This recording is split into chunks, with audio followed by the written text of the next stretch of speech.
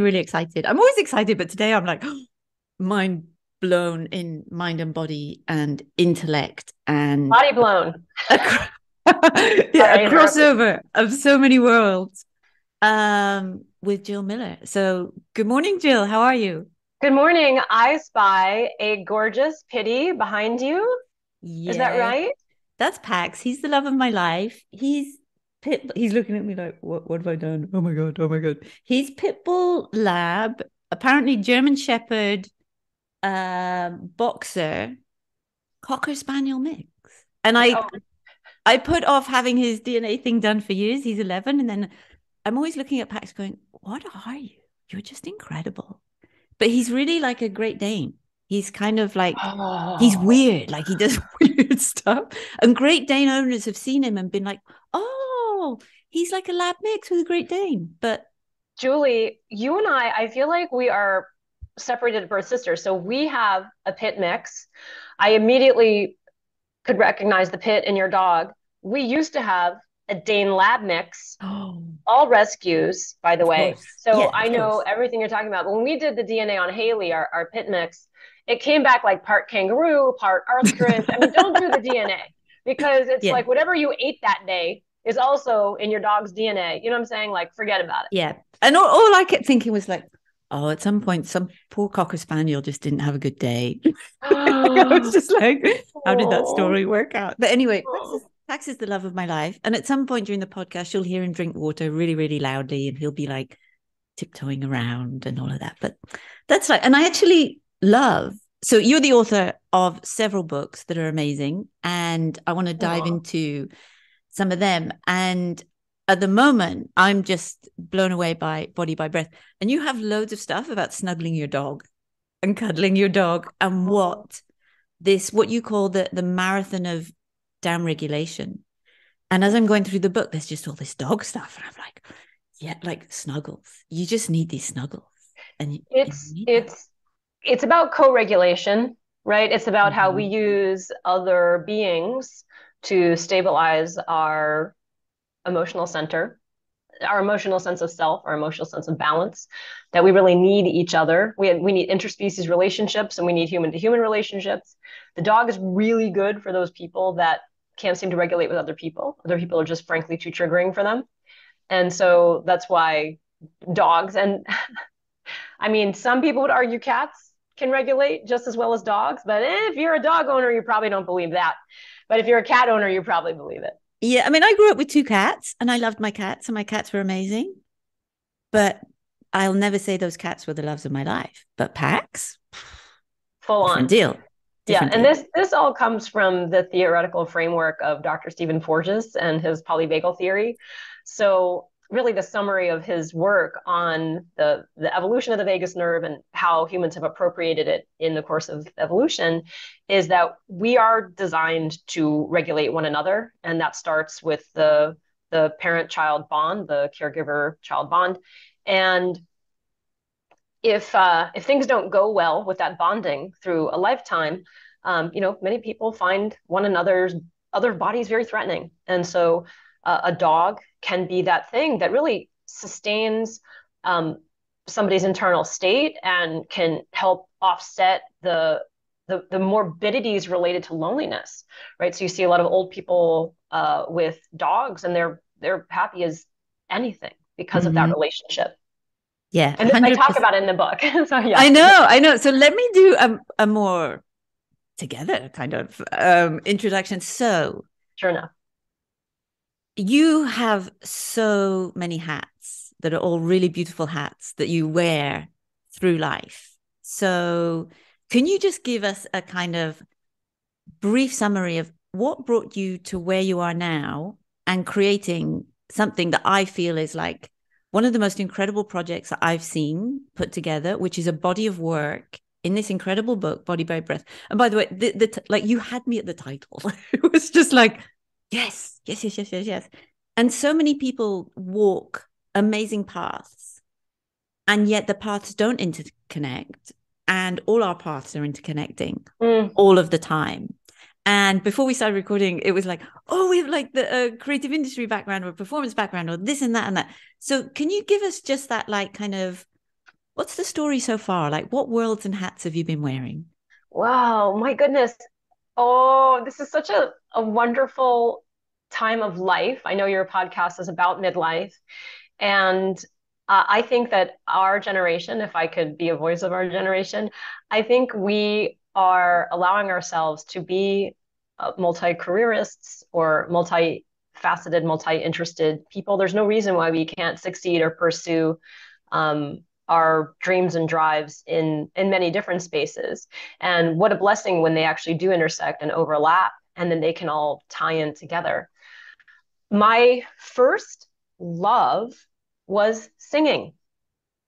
As a kid, I wanted to be Annie. That was the thing back in the 70s. I remember it. My mum and dad took me to the show in New York when I was a kid when we came on holiday. It was Aren't you amazing. lucky? Wow, I never got to see Annie on Broadway, but I had the Broadway cast album with Andrea McCardle and listened to it to death. I mean, the every song, and then when I was in children's choirs and I got to sing and was lucky enough to have a solo here or there, but um, and then I guess a few years later they were going to do a film of it, and somehow my grandpa lived in LA, no ties to Hollywood whatsoever, but I guess somebody who knew they we sent some photographs in hopes that maybe I could get an audition, but it didn't happen, folks. Don't worry. This is not a Star is Born Sign her story. up. Sign her up. No, no, no.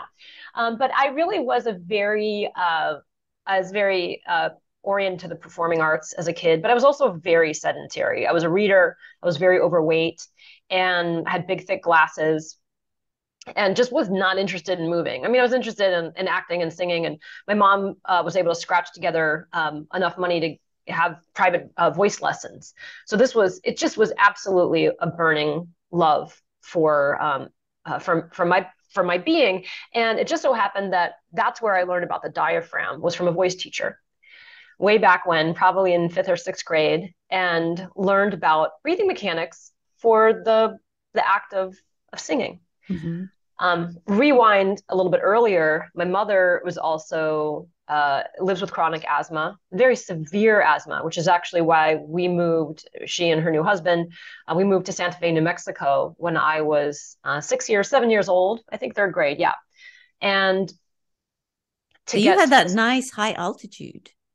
well, back in the day, that was the recommendation Mm-hmm. from top asthma doctors, was to go live at altitude to really help train. Naturally, the environment would force you to be better trained in the muscles of respiration. Really interesting that you mentioned that, because nobody's caught on to that yet.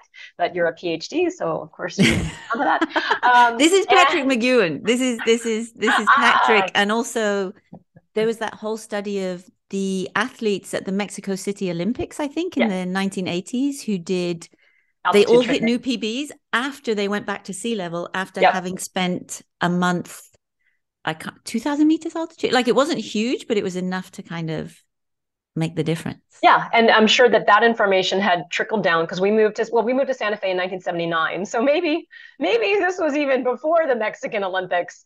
A Mexican Olympic team did their thing. How funny. So we moved to New Mexico in 79. Oh gosh, this is going to be difficult to do the math. But anyway, but I do remember waking up, or in the morning, early morning, 3 a.m., 4 a.m., to ambulances taking my mom to the hospital when I was a toddler. And those are just some core memories, that without breath, you die. Mm-hmm. And then I got to learn about this incredible muscle, the respiratory diaphragm, at an early age. And this became something very special to me, even though I was not into physical training. It was really the purpose for the voice. But fast forward a little bit, my mom brought home the Jane Fonda workout one day and the Raquel Welch yoga video. We lived in Santa Fe, New Mexico. We lived off the grid in a solar home. So not only did we move to altitude, but my mom and her husband at the time, they were real pioneers in the Mm-hmm. solar industry. And they were very interested in what solar could do for the energy crisis. And this was just such a big thing during the Carter administration. Um, Unfortunately, Reagan came into power and did away with all the tax breaks that you could get from solar, and my family went bankrupt, and it really destroyed our family. And part of the trauma that occurred around that rupture is also what drove me to learn to be in my body, Mm-hmm. in the long run, to find a safe place inside myself. So these videos my mom brought home when I was in sixth grade. She was not very fit. I wasn't fit. And this was something we bonded over with for about 2 weeks. And then she quickly lost interest, but I became obsessed. And so here I am, 11, 12 years old, sixth grade, doing these videos back to back every day after school. And looking back as a 51-year-old, I can Mm-hmm. see, oh, actually, I was developing orthorexic behaviors. I started starving myself, and I lost about 35 pounds, which was a lot on a 4'11" frame. So I was, or 4'9" frame. I was 100 pounds, and I went down to 65 pounds in a course of a few months. Nobody said anything. And so I just hid my weight loss.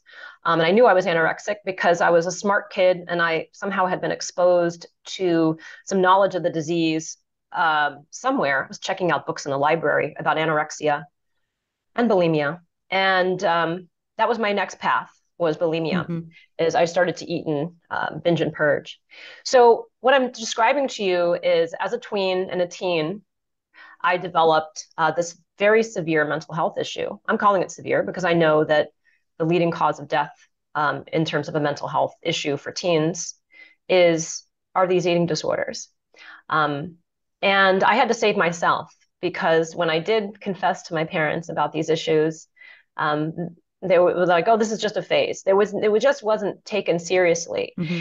And in college, I went to Northwestern. I ended up, you know, going to some talk therapy, but it just didn't help. Nothing helped.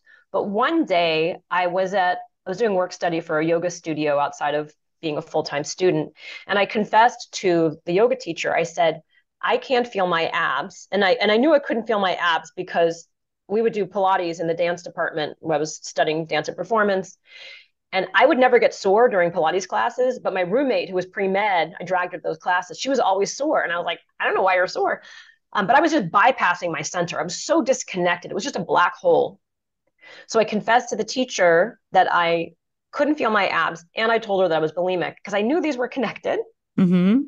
And she said, well, here, lay down, face down, lay belly down on this prop. And she handed me a prop that looked like a hamburger bun. It was a sandbag, shaped like a hamburger bun, stuffed with sand. And it was a prop they used in the Iyengar yoga space at the time. And I laid belly down on that prop and I started to feel my abs. I started to feel beyond my abs. I started to feel agony, visceral pain, but I also started to feel emotional pain. I started to feel what I had been running from, stuffing myself with, avoiding for the previous, for all the years of my childhood and teens to get to that place. And I knew that this was helpful. Something about it felt helpful to me. And so every day in my dorm room after that, I would roll up a hand towel and I would shape it into a honey bun and I would move it around my abdomen, much softer, much better tool than a sandbag because the sandbag felt like concrete. And breathe, breathe, breathe. And then, decades later, I innovated a tool called the Gorgeous Ball, which is a soft, pliable, air-filled ball, and use that not just for somebody with a disconnection in their gut, but now this is used in my programming for scar tissue, for improvement of fascial glide, for proprioceptive or interoceptive challenges in the trunk or all over the body. And there's a fleet of other therapy balls that we use for so many different purposes, not just for a mental health quest.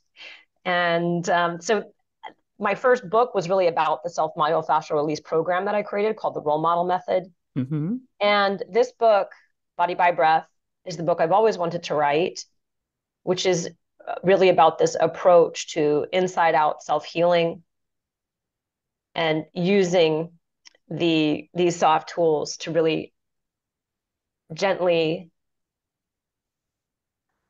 in a supportive way, allow your body to finally speak and to be able to make those connections. I mean, it's yeah, and it's incredible. I think our body has an intelligence that our unconscious is there communicating all the time. And this comes through in your book so beautifully. And yet sometimes our conscious mind, we just get in the way. We get in the way with societal ideas and messages, or like, oh, you're being lazy, or you're being this, or don't be that, or ignore that. And yet it's the intelligence is of how to be back in balance, of like, this is good for you or not good for you, of like, maybe it didn't make sense, of like, why does leaning on this thing feel good, but I'm going to lean on this thing and it feels really good. And I remember, so I have several of your balls, which are, if you're listening to this, they're kind of they're squishy, kind of hard balls. They're grippy, pliable rubber. That's much better adjective. Yeah. They're not Description. actually hard. If Yeah. they feel hard, it's usually because your body is resisting the touch, and then you can adapt your position so that they don't feel hard. Anyway, that's a muscle reflex thing we can discuss. But yeah, sorry, I totally interrupted you. They're No, it's good. It's grippy, good. pliable balls. They're And conforming rubber. They're not lacrosse balls. They're yeah. conforming rubber. And Mm-hmm. that's so the lacrosse ball thing. I was at a parkour event here in the States, and I'm from the UK, and we don't have lacrosse balls in the UK. Like, you have hockey balls or you have tennis balls. Mm-hmm. And then I was at this event, and so you have all these parkour athletes who are like incredible movers. And there was a strength coach who was doing a kind of guest talk, and he was talking about kind of strength in different ways. And there was this difference between people who move really dynamically who also embody a very emotional state of being in that movement, because you're seeking out challenge, you're dealing with fear, you're dealing with reimagining the environment around you. So you're dealing with all this kind of a constant reframe of, how am I moving? Where am I moving? What is normal? What isn't normal? And all of those things. And this strength coach said, like, oh, just put a lacrosse ball under your foot and roll around your foot for like a minute on each side, and then try and touch your toes again and see what happens. And everyone was like, oh, okay. So they did it. And then like lacrosse balls became this thing. I got all these messages from friends in the UK, and they were like, okay, can you bring me back 7 lacrosse balls from Oh, how America? funny. And then your work came on the horizon to all these other movement worlds. And Mm-hmm. I remember the first time using your balls, like putting this in between, like doing a kind of deep knee bend on the floor and putting it in between like the back of my calf and my Mm-hmm. hamstring. And I was like, Jesus effing Christ. Oh, hello. What is happening here? What is happening? Oh, hello. Like, very interesting conversation started to happen. And then it was like, okay, begin to melt. And I love in your book your terminology and your phrasing. And also, for anyone who's just listening to this book is what I've started to look through it. My aim was to finish the book before talking to you. And I haven't, because I've been interacting with the book. Yeah. And this is a book where, and it's a really, I don't know if it's just like the publishing boom time right now, but there's 3 books that have really excited me at the moment. Yours was at the top, and then Dr. Peter Attia's book on longevity, Mm-hmm. and then Kelly and Juliet Starrett's Built to Move book. It's like, for me, all of these are like, they're of their time, and they are connection between mind and body. They put breath work as the first movement thing that you should be doing. And I'm like, yes, this is the original movement skill that so many people aren't training, or the way they are training it isn't necessarily serving them in the way that they think it's going to serve them. So Yes. your book is a very large physical book. Like, Yes. I'll hold it up for anyone Yeah. watching. It's a beautiful, beautiful physical book. Yeah, And I can do a flip through for people also. yeah, it's stunning. And so there are some books you get which are like, oh, okay, I'll listen to that. This is not a book to listen to. No. There's a physicality to this. And you have these QR codes. Yeah. Tell me about creating an interactive book. When you have a book about mind and body and putting movements into words and then connecting that. So I think that this comes back to being a multimodal learner. So having gone through performance studies at Northwestern University, I think I learned there, one of the many things I learned there was methods of learning. And that in order for things to really be integrated into the body and deeply learned, it's probably not just visual, it's probably not just auditory, and it's probably not just kinesthetic, but some intertwining of them all. And I am not a visual educator. I mean, you're shocked because you're looking at my book and you're like, oh my God, the visuals. It's stunning. I've had to train myself through book writing because my first book, Role Model, taught me a lot about that. But if you come to, if you would come to an event that I teach at, half the time I'm telling people to close their eyes and to walk their way through their structure in the most detailed way, bringing their body alive inside of themselves through tactile, interoceptive, proprioceptive cues, and not looking at a poster on the wall and hoping that it's also you. So I've had to really train myself to allow that visual learning system to become more integrated. I think partly why I was a bad visual learner is I have very bad vision. And so I had to rely on my body.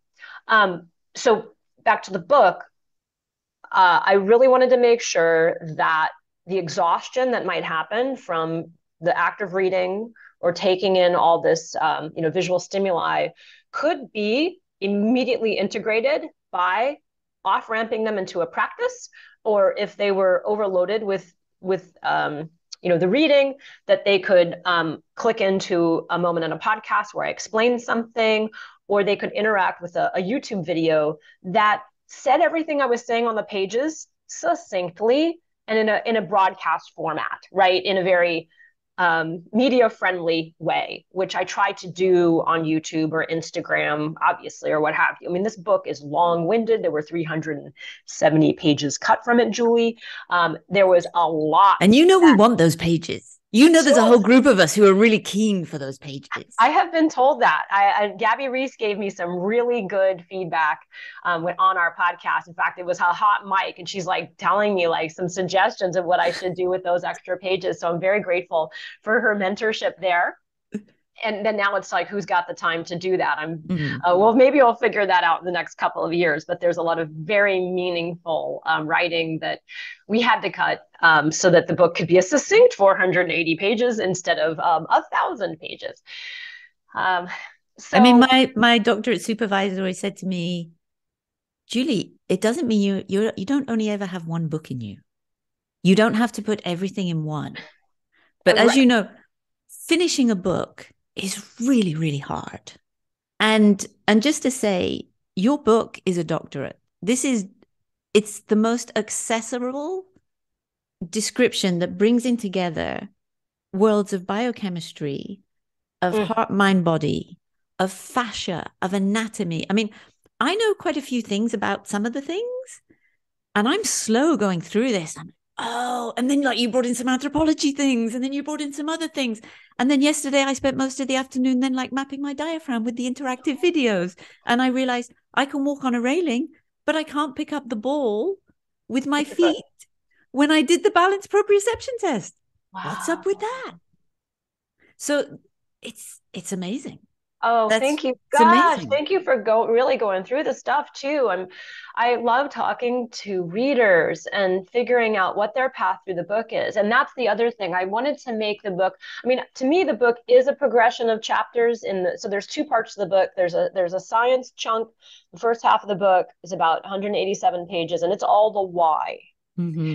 And then the second half of the book is all practicum. It's very, very simply written. The first half of the book, maybe a little bit more, lexicon rich, Latin heavy, but there's lots of ways to learn all of that in a simple way. In the second half of the book, I wrote the exercises in a way that my mother could process them. So much more simple language. And what my hope is that if people are like, oh my God, all that science stuff, all those pictures of dead bodies in the front, I can't handle that. But look at this girl in the back and she's rolling around. She looks hot. Let me try a few of those moves. And then what happens is as you're doing the practicum, you start to wonder, why is this happening to me? Why am I having these feelings? Or why do I not have pain in my knee when all I did was do a release from my lumbar spine? What's going on here? Then you go back to the front of the book and the whys are all there for you. So you start to understand this process of this physiological listening, of this tissue unwind, this remodeling effect. So that was really my hope with the book. And that also, in terms of the sequence of the science chapters, you might just be interested in this work for performance. So you go to chapter 9, or you might just want to know all the details about the diaphragm. You just go to the diaphragm chapter. So you don't have to read it in order. I wanted people to shop their way through it and find their way through and have a complete experience every time. And you know, I mean, it's also book writing, so I try to leave some cliffhangers. But it's pulling me through. It's pulling me cool. through. Like I feel like, okay, like when I get to the next section of the book, maybe she'll do another podcast and then we can talk about those bits. I feel I feel in kind of selfish mode because I'm like, okay, and I have a Let's list. do I'm it. like, okay, the thing you talked about, that can I ask you about that? Can I ask you about that? Kind of, but I also just want to ask you about. So you describe this as a marathon of downregulation, and for the multi-passionate midlife woman, there are a lot of both tapped and untapped passions, and there's not generally enough downregulation. So everything that I see and that I'm reading about and that I just see in what you know, you can just see it kind of on the street. You can see by how people are acting in the car park outside the supermarket. You can see all of these things where people have this incredibly high stress inoculation, where people are running really ramped up without realizing what they have access to in this kind of down regulation. So can you talk a little bit about the timing of this project? Oh, the timing of the project. Okay, sounds like you were asking a different question. Or no, just how it evolved. I see. Really. Okay, so there's a few different ways I can answer that. Well, one thing I do want to say is let's make sure that we talk about something in the book that's a practical thing for folks to take away, which is the 5 Ps. So Yes. Oh, the that's on five the Ps. list. Okay, That's on great. the Okay. I've got that. Okay, fantastic. Um, Cliffhanger. The 5 Ps are coming later in the podcast. The 5 Ps of the podcast. So the book is essentially a book that teaches you novel ways of entering into the relaxation response. And in nervous system terms, we call this a parasympathetic dominant state.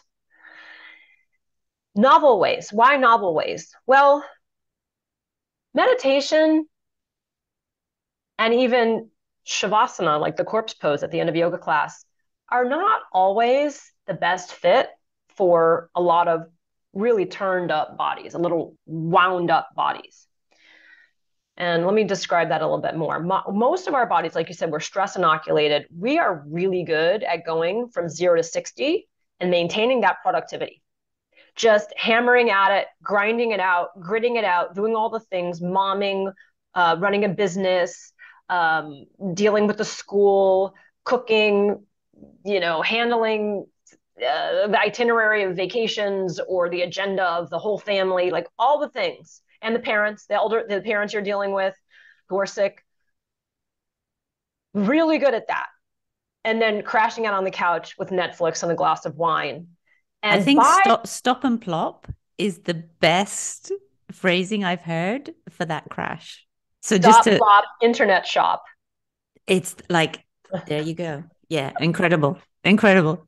So, so when you just go from that 60 to 0 without actually being aware of the progression of downregulating from 60 to 0, bypassing some incredible physiological states, we don't always have the most restful rest. How do we know that? Well, grinding the teeth at night, waking up feeling completely underslept, restless legs, getting up to pee, like all the sleep disturbances. And I'm not even going to mention the hormonal stuff because that is not my expertise. A lot of people are way more expert at that. I mean, like if you're in perimenopause, forget about it. Forget about all of it, by the way. It's total chaos for you. Mine was just a roller coaster. Like, I'm fine. I'm crying. I'm really sad. No, I'm fine. Oh, I need to undereat. No, I'm overeating. It's a wild ride. Yeah, Wild. totally. Yeah. So in summary, we're really good at going from 60 to 0. Excuse me, we're really good at going from 0 to 60, but we're not so great at going from 60 to 0 without a crash and burn. And so what I'm trying to do in this book is help stimulate the parasympathetic nervous system in ways that actually entertain your body so it keeps you present without just passing out and crashing. And so there are 4 major tools that I use to help people embody their tolerance for parasympathetic states. And that is breathe, roll, move, and then non-sleep deep rest or yoga nidra. There is this phenomenon that I've been aware of since my early 20s called relaxation-induced anxiety. And relaxation-induced anxiety isn't a diagnostic term in the DSM, but it is indeed a phenomenon for estimated up to 53% of the population, which is that when bodies start to enter stillness, anxiety arises. And what that anxiety looks like is runaway thoughts. I mean, obviously, anybody who starts to meditate, they're like, oh my God, I can't control my mind. It's going everywhere. Like, that's super normal. But some of the other afflictions of relaxation-induced anxiety is a gross arousal of pain, uncontrolled muscle movements, like muscle spasms, and nerve rushes. So like feeling like there's some kind of fire going down your median nerve or down your sciatic nerve, just like this sympathetic trigger. So instead of going into a parasympathetic state, as the body starts to enter parasympathetic state, for some reason, the body thinks it is under threat and it will start to have all these defenses show up. And the chapter on the vagus nerve and polyvagal theory, I think, does a really good job of addressing this. But so if I'm one of those 53% of people who is a messy meditator or is meditation averse or relaxation averse, how do I build my resilience in parasympathy? How do I do that for myself? And so these alternative ways of, I guess, relaxation exercise are very, very helpful for those bodies, for those people that have a difficult time with it. And by the way, it's great for people who can meditate and who can relax also. So I think it catches a lot of people in a really great place, especially people who are besieged with injury or disc issues or chronic neck pain. This work can be extremely helpful for transforming their relationship to pain. And I mean, I think the vagus nerve chapter, the polyvagal theory descriptions here are like some of the most accessible I've ever seen, because people either go really deep or it's so brief. It's like, not sure if that's I'm not sure if that's a thing, really. So I wanted to go so much deeper. I'm sure you could. I kept on having to pull back and taper. Luckily, I'm presenting at a mental health symposium next month. Actually, it's the symposium where I actually met Dr. Stephen Porges, a few years ago, United States Association of Body Psychotherapists. So I'm very blessed to be able to share this work with the psychotherapy, psychology, psychiatry community, especially the body-based psych community, because these are tools that are very helpful. They're hands-off tools because the psych isn't touching the person. The person is guiding themselves into touch, and that can really allow the body to have a dialogue, right? The body to find language for itself. So it's not just a disembodied brain or head trying to explain an experience. The body can have an experience and hopefully integrate Yeah. And I think that's the missing link for so many people. And For sure. what I love as well is this theme of connecting and really pairing up relaxation and resilience. Mm. Because a lot of people have resilience is like, oh, go hard, go fast, push through, Grit. Yes. grit, grit, grit, Push grit, it. grit. And so for me, this is like the manual of strong resting. So strong resting is my phrase that I use. Love I'm just that. like, so it's like, there's a strong resting manual now. Amazing. How cool is that? Mm. I can just refer to this for like the next, like for all my days. That's it. And so Mm. to bring into the conversation that you need to recover, like you need, in the same way that you train for your performance, Mm-hmm. you need to train your recovery. You do. Otherwise, you'll just fall asleep Yeah. Or your on the couch. performance is very short lived.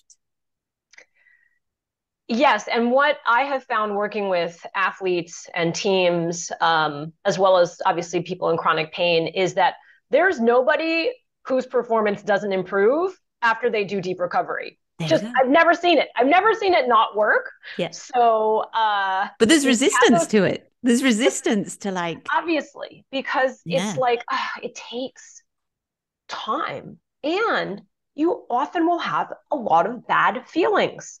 Your emotions will show themselves to you. The things you've been avoiding, the grief you've been stifling, the rage that you've been setting aside and hoping will just go away.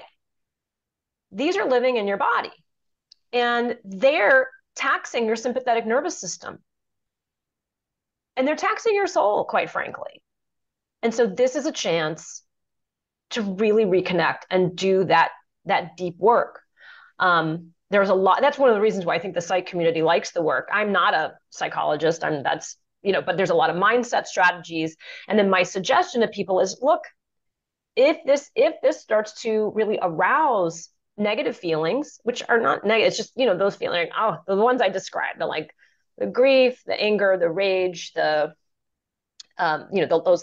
sort of feelings that you thought, oh, God, I thought I had moved beyond that.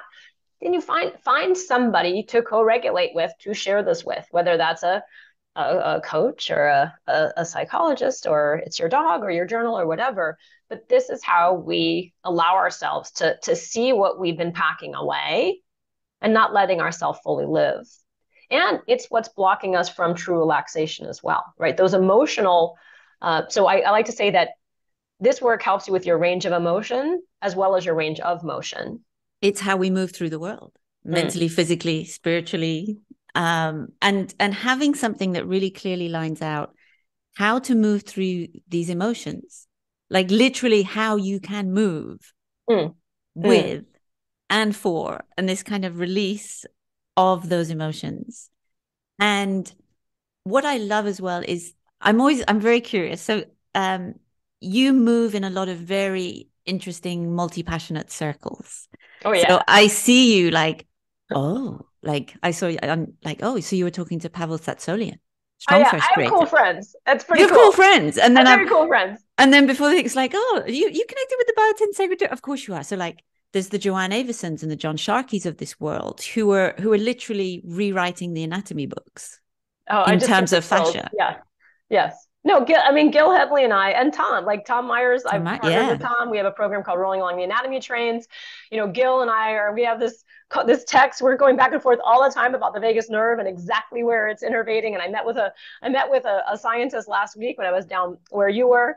And, it was like grilling this guy about different sensory nerves related to the vagus. I mean, I'm like, it's so much fun. I love what I do. And I can't believe that my life path took me to this place where, if I have to reduce myself, I'd say I think I'm a really good science communicator, but I'm also a science applicator, but I'm an innovator. I'm a creative. Mm-hmm. I really see myself as an artist, but I get to dabble in and hang out with the greatest scientist on the planet. But isn't that the art? Isn't Mm. that this? So when people say to me, like, what do you do? I go, I'm an artist. And they're, well, what does that mean? I'm like, well, I do this and I do that. And and it's like, I think to have all of these hats and then to have, so if I was like to say to you, what are the underlying themes of all your work and passions? what comes up for you? Breath, fascia, pain, body trust, curiosity. I think those are some of the main themes. And just, I mean, I love them. I'm so happy that like there's someone like you and you're out there and you're doing these work and you're communicating them in the way you do. And so the first one, the breath, and the way you talk about the breath cycle and the vacation. So can you just talk people through the breath cycle? Yes. So when I'm teaching body by breath immersion or core immersion or even just a regular old class, I'll break down the breath into a 4-part cycle, not a box, but a cycle. And then if you separate a circle, which is a cycle, if you separate that, you get a wave.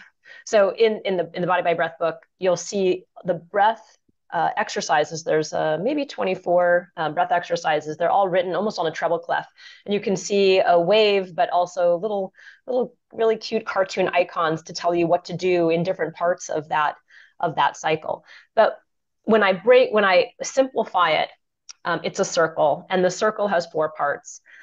The ascending part is the inhale. Between inhale and before exhale, I call this suspension. And the exhale, as we go down the circle, is the exhale, obviously. And then the space between exhale, before inhale, where no breathing is happening, I call that vacation. But that doesn't mean you've checked out. It just means that there's really no breath parts doing anything. So we have a concentric eccentric on the inhale. We have an isometric on the suspension. We have a concentric eccentric on the exhale, and then we have no parts moving on the vacation. If we're looking at it in terms of myofascial anatomy. I always think of that section, or how I feel that section in my own body is it's the invitation to melt in terms of a kind of release. Or like when I'm moving, it's always like, oh, the more space I have there's more invitation to like just melt. Well, it's a physiological quiet time. This is a physiological quiet time. It's actually not totally quiet, because that really what that is your brain is just waiting for the next signal to say that there's too much carbon dioxide buildup in your blood, and now it's time to tell the phrenic nerve that you need to contract that diaphragm to get in the next flush of air and get rid of the carbon dioxide that's built up. But that physiological quiet between exhale and inhale, the yogis have a word for this. It's called Kevala and is this suspension of activity where you feel like, you say melt, I feel like float. Yeah. Oh, float. Yeah. Right. So everybody has it's so beautiful to hear your word. And because this is an embodied woman describing the effect of this moment for her. And I love hearing the feedback from different practitioners. What does that experience like for you? What is that embodied moment? And then I would, if you were a teacher or a coach of mine, I'd say, find a cue set around that and develop that, share that with your students. And I promise you, it will evoke in them their allowance to have this moment. And that moment of non-doing, I mean, isn't that what we're looking for our relaxation? It's the Zen. It's like that's the doing is the not doing. It's that calm that we miss. Just the being, just that. I mean, I have friends who are they've been studying the Taoists. They're deep into the Qigong world. And so much of what I've been listening to them say over the years is now like, oh, well, that's what Huberman's saying on the podcast. And the neuroscience is proving that the Taoists were kind of like, they were on it. So all of these, and even I remember I had the opportunity to film some of the dissections that John Sharkey and Joanne were doing in Dundee. And it would be like, oh, we say, you speak from the heart. And then it's like, well, the fascia goes from the heart to the tongue. And it's like, of course it did. And then, in the book, I love the statistic of in the vagus nerve, like 80% of the messages are body to brain, not brain. And it's only 20%, which is brain to body. So I wanted to ask, so is it fair to say you're a very experienced yoga practitioner? Yes, for sure. My original program was called Yoga Tune Up, and then my letters, like the letters after my name, are I'm a yoga therapist by licensure or affiliation, but my classroom has always been very disruptive to, I think, not traditional yoga. I mean, I know I never want to have a let's compete about what the yoga is that I teach, and because I find that people can really get into arguments about what is yoga, what isn't yoga, which is one of the reasons why I really stepped away from the yoga space and started working with other communities, because I was finding I was getting into these lexicon battles, and I was like, well, but what's the diaphragm doing? That's what I want. Let's just talk about what is the diaphragm Mm-hmm. doing, or what isn't it doing. Let's talk Mm-hmm. about that. But there weren't a lot of people in the yoga space that could have that discussion with me. So I started working with anatomists. I started working in the physical training space, strength and conditioning space, physical therapy, clinical space, to get my answers and also to find new friends.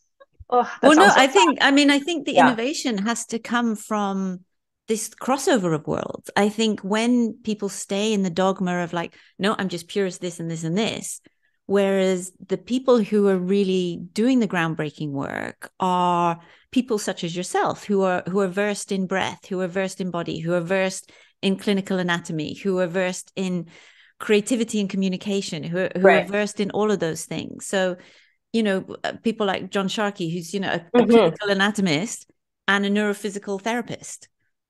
Blows And me away. his genius level is is extraordinary. And I know a few people who are like, okay, you're kind of genius level nutrition and anatomy and body work. Oh, and you're really annoying because you're also really cool, really funny, and you're an elite fucking athlete. Like, damn, like you really make the rest of us. But how wonderful is it that there are the mavericks and all of them have a recipe which is rich and diverse. And so I think, staying in the lane and never wanting to have curiosity and be open to those things is somewhat self-limiting, perhaps. Well, I think for somebody who's a high performer like me, and somebody who is a highly anxious body and has amassed practices to meet those highly anxious things from within, I dug deep into many channels. I'm not a dilettante. I haven't done a little bit of this, a little bit of that. I've done a lot of what I've done Mm-hmm. for years, and managed to have 19 plates spinning, many many It's times in my life. impressive. It's But I don't. amazing. It's just, to me, I like deep learning, and That's your so norm. I'm relentless.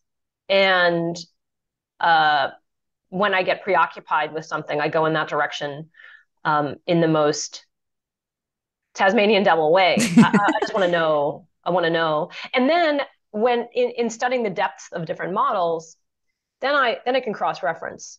Mm-hmm. And I think that cross reference allows me to transmute context and to be able to be a good communicator with lots of different types of people, lots of different types of bodies, lots of different cultures, and know that I'm going to do my best to research any culture or community that I'm working with, so that my pedagogy, which this ever evolving pedagogy, um, can act as a Rosetta Stone for whoever it is that I'm meeting with, or that I'm trying to share these very necessary human regulation tools with.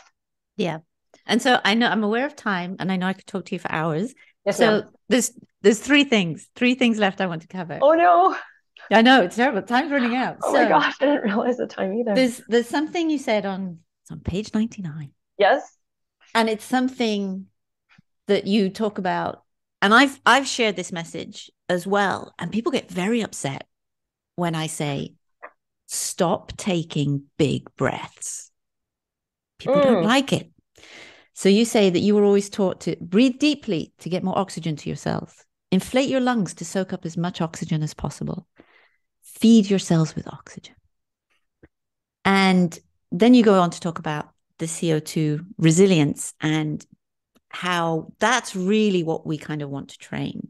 So how can people start to, how would you, because you are so bilingual, trilingual in all of these things, and here's an opportunity for me to go, Jill, what would you say to people when they say, why shouldn't I take a big breath? Any stressful situation, layman in the street, anyone's like, oh, we're all just going to sit down and take a deep breath, take a big breath. Julie, that's not the only thing I'm saying in this book. Oh, for sure, for sure. No, but it's interesting that you pulled that out as a quote and that you really wanted to share that out. I think it's my bias. Oh, no, and I know, and I can feel the bias. So I really want to address this because I think it's important for the Oxygen Advantage community to hear this also. I need to have full facility to my breathing parts. Shallow, non-stress breathing is very important. But if I have stifled my ability to dynamically broaden and then decrease the size of my rib cage because I'm just trying to breathe in a narrow channel, then I'm not doing my performance body or all the other movements that my body can do. I'm doing it a disservice. So it's very, very important that in this book, it's body by breath. I'm using the breath as a tool from inside to excavate the myofascial connections of the respiratory diaphragm and its impact on structure near and far throughout the body. So I'm not saying one should only take little tiny sippy shallow breaths or minimal breaths. I'm certainly not saying that at all. I'm saying you need to have the dynamic ability to use your breath as a regulatory mechanism whenever and wherever it's needed. And so that might be because you're doing backflips, or you're in a static rotated pose, or you're holding up your child in the middle of the night because it keeps waking you up. Or you're lifting a kettlebell overhead in a windmill. So it's a little reductive. These paragraphs are very important, but I don't want your listeners or anybody to think that there is only one channel. You have 5 lungs. You don't have one lung. You have 5 lung lobes, and not getting to the bottom of them or helping the intercostals or the pleural space to have its rhythmic oscillations is honestly going to set you up for tension, for the likelihood of debris not getting out, the inability to fully cough. So there are lots of, or the disability to push. I mean, your diaphragm is the greatest push muscle you have in your body. It's incredible. It's what helps you poop. It's what helps you cough. It's what helps you get your baby out. It's what helps stabilize you when you're pushing a sofa across the floor. So don't get caught up in only one breath parameter. We really should be involving as much of our body as possible in our training so that we have options when life spontaneously needs us to bring these parts together at full command. 100%. I'm always like, I want my clients, and I'm in my own training, I'm like, I want to have an amazing creative toolbox because there's never just one thing. It's never like, it can't be. You can't only just be relaxed lying down in the dark on a mat. You need to be relaxed in the car park when someone's shouting you because they don't like how you've parked your car. You need to be able to kind of access all of those things. But sometimes you also need to be able to scream no and hit the gas. And that would be what I call a zone 3 breath, very important breath. You know what I mean? So and just the dynamic range. Yeah. So and in the book, one of the ways that I help bodies facilitate this is through pressure, is through using the balls in different arrangements on the body, and then have you breathe and mobilize, and even sometimes sound, because using the voice ties in with the breath. So, oh my gosh, it's just there's so many rich threads to unwind from your question. But obviously I'm very, very passionate about having a dynamic toolbox at your command. And so I appreciate we're on the same page, but yes, I do have that bias because I just see a lot of people who overbreathe, who have, I meet people who, it's like yesterday, my dog, I left the sliding door open just a little bit and I thought he could get through, and he walked halfway and I thought, oh, he'll be able to like push the door. And he just stood there for a bit and I was like, okay, I'll get up at the sofa and like open the door. And it made me, and I was doing a breathwork session with a client, and I used that as an analogy of like we need this accordion movement. Like we need the body to be able to move, to fill Yes. that way. And I Yes. need to be able to go deep and big, and I need to be able to be small and light. And Mm-hmm. there's people who spend all the time in the big and deep, but never like, oh, the light is really stressful, or light is fine, but I have no access to big and deep. That's great.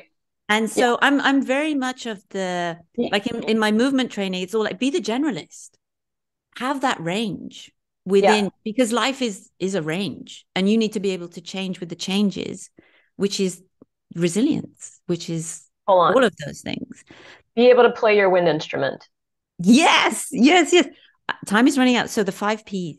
Okay, 5 Ps. So the 5 Ps really are a great takeaway from the book. And these are the 5 Ps to be able to create a parasympathetic environment, both externally and internally, so that you can allow relaxation to occur in your body. So I break this down in 2 different parts of the book. It's so important, I had to say it twice. The first P is perspective. So there's a lot of mindset work throughout the book. And so these are invitations to have a top-down host for your embodiment. And as I mentioned before, when you go into parasympathetic states, often big emotions can arise. And so you want to be able to welcome that, meet that with hospitality.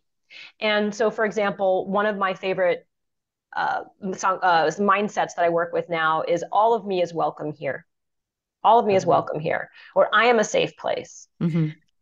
The second P is place. Ideally, if you're really looking for a true, thorough parasympathetic response, your place needs to be quiet, a little bit dark, and warm. Um, Often place is the one that is not ideal, right? We need to have a relaxation response when we're not getting our way at the ticket counter, or where there's a conflict with another person. Sometimes we're in hostile environments. So sometimes you have to imagine yourself, I'm in a peaceful place. So the place should be peaceful. The third P is position. For a true relaxation response to occur in the body, ideally we're close to the ground. Love We're that. grounded, we're laying down, Yeah. or we're in a gentle slope where our pelvis is slightly higher than our heart, higher than the head. And this will set about something called the baroreceptor reflex, which makes the vagus nerve come online and slow down the heart rate, slow down the breath rate. The fourth P is pace of breath. And the pace of breath, we already talked about the breath cycle, but basically, general overview, when your exhales are longer than your inhales, that's going to help induce the relaxation response. There are some paradoxical breath patterns, and I outline them in the book where the cycle is flipped because it works on certain other neurological reflexes. But ideally, your exhale is longer than your inhale, helps to relax the body. And then fifth, P, palpation. And the palpation is using the pressure of the role model balls against certain body parts can really accelerate the relaxation response. So those are the 5 Ps. And you can do 1, 2, or 3, all 5. You have a compound pharmacy whenever and wherever you need it to induce the relaxation response and bring yourself safely from 60 to 0 in a tolerable way. And that's, I mean, I always say like my dog, he can go from 0 to hero and then straight back to the sofa and chill. Like He's a dog. He doesn't have a bunch of baggage he's carrying around. he has no stories in his prefrontal He's cortex got no going, oh, but bills. this. It's just No like, bills. yeah. So final things, so many things. What do you do for fun these days? I sing. Beautiful. I during the pandemic, my kids were working with a multi-instrumentalist pop guy.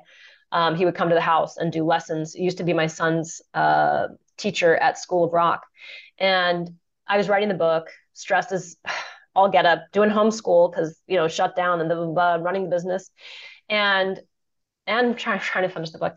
And, I used to sing, and I stopped singing in college because I was bulimic and my voice wasn't as good as other people. And I never stopped singing for joy, but I definitely stopped singing towards, I could have a career on Broadway. Now that ended in college.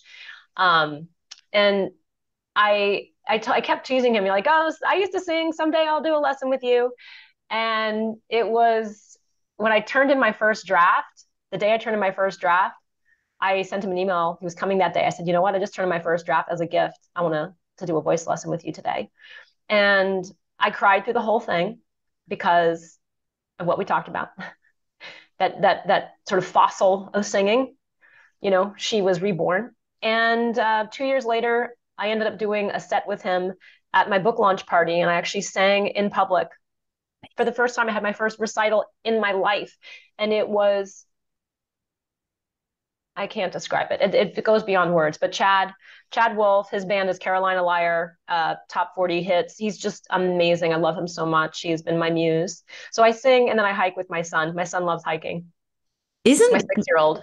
isn't midlife just an incredible time to Yes. reconnect with these passions? This Yes. very deep, authentic self of, and I don't know about you, but I always found that I'm at the point where I'm just like, I really don't care anymore of the things that were maybe holding me back from doing those passions. Oh There's man, something very liberating. very much.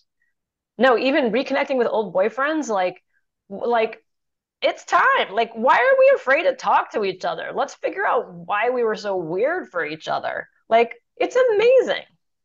It's a beautiful time of life. And I think the more we reconnect with those multi passions of, like, I used to just feel really flaky when someone said, "Oh, what do you do?" And I was like, well, like, I'm an artist, I'm an author, I'm a movement coach, I'm a parkour coach, I'm a dog walker, I'm a gardener.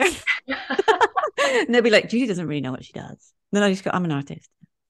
I don't know. I do stuff. So I believe in you. I believe in you, Julie. oh, I believe in you. And thank you. Thank you. Thank you for I feel this book is an incredible contribution to knowledge. It's an incredible contribution to accessing information which was existing in different corners, and no one had been the translator to bring these worlds together. And everything is connected to everything. And this is what this project does. And I'm like, I'm buying it and I'm gifting it to people. I'm like, you need this in your life.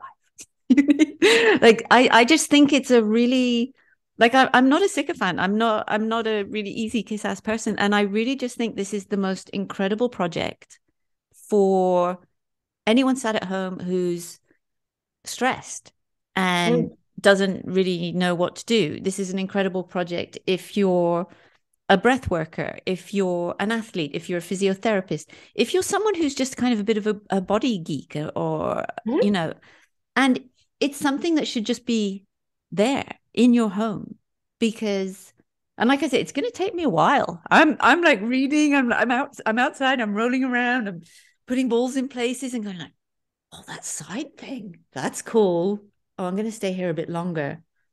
And then, as you say, then the emotions, and I move. So I'm really moving with the book, and Mm. the book is helping me move through the world. So, very sincerely, thank you for your contribution.